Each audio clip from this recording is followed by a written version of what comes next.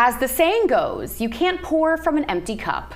To effectively care for others and sustain success, we must first take care of ourselves. Let's welcome back Rebecca Whitman, the magnetic abundance mentor from Balanced, Beautiful, and Abundant. Rebecca, great to have you back with us.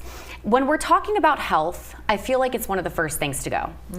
Can you speak about why we should be looking at health as one of our biggest resources?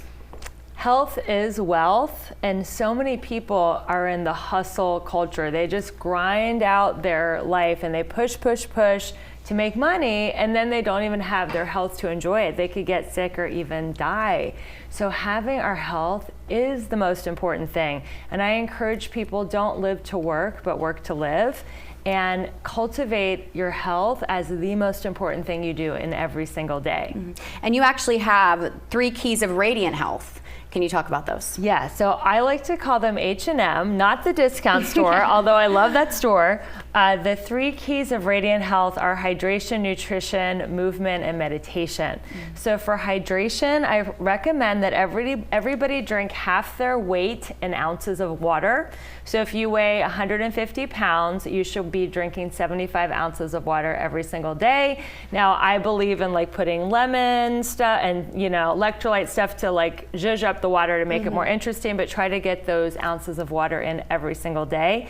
The second is N, nutrition. I believe in a low inflammation diet. So I know this sounds crazy, but I avoid sugar, wheat, dairy, and meat. I know that might be extreme, but just find things that if you do eat meat, like sustainably raised or an organic and all the stuff, just low inflammation. And then the M is movement. Find something you do 5 days a week to move. I don't care if it's walking, hula hooping, pickleball, just move your body, make it fun. And then the final M is meditation. Just quiet your mind, just sit still for at least 5 minutes a day. You could listen to a guided meditation on YouTube or Insight Timer app. Those guided meditations are fabulous. Yes. And talking about meditation, I feel like that is something that people have a hard time grasping, right? The idea, and a lot of people have tried it and haven't been able to get to that, meditative state. How do you recommend, in addition to the guided meditations, is it something that you just have to keep doing and practicing until you will finally get there? I don't think I hardly ever get to like nirvana or like this meditative state. I just try to relax my mind and still my body. And that's why I like guided meditation. I just kind of listen and just stop thinking about myself and all my little things that I have to do that day. And if I fall asleep, I fall asleep. Often I do. And I just don't try to make it perfect. So I think with meditation, there's no wrong way to do it. It's just about staying still for a few minutes every day. And now, how can we incorporate these key parts of health into a busy schedule? Well, I do believe in body before business. Schedule your workouts at the beginning of your week and keep those workouts. I don't care if they're with a trainer or on an app like ClassPass or with a friend, but put those in your calendar. And if somebody asks you to do something during your scheduled exercise time, you can say, no, this is when I work out, this is when I do my class, this is when I'm, doing my walk, and really put guardrails and boundaries around that exercise time, because that is your biggest resource. And that's a form of self-care too.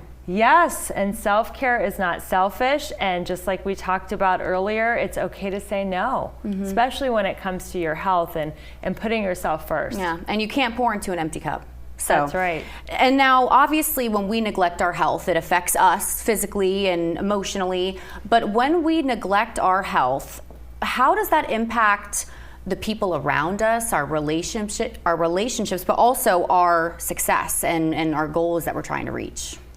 Well, if we're sick, we can't show up for work, we can't show up for our family, we can't show up for our community. So having health as our #1 priority, it really helps the people around us, also financially. I mean, the cost of healthcare is just crazy expensive. You could bankrupt, your whole family and your whole lineage by getting super sick. So it's so important to take care of ourselves. It feels like we're neglecting those around us when we say, no, I can't do that, I'm going to the gym, or I can't do that because I'm doing my massage, or whatever you're doing for self-care, but you're actually helping them, because when you're healthy, you're just a better person for everyone, your community, your family, and your friends. That's so very true, Rebecca. Well, thank you so much again for joining us today, and we do have you back again next week to talk about financial abundance. I can't wait for that conversation. RebeccaElizabethWhitman.com is where you can go to learn more, and we'll talk next week. We'll see you then. We're back in 2 minutes.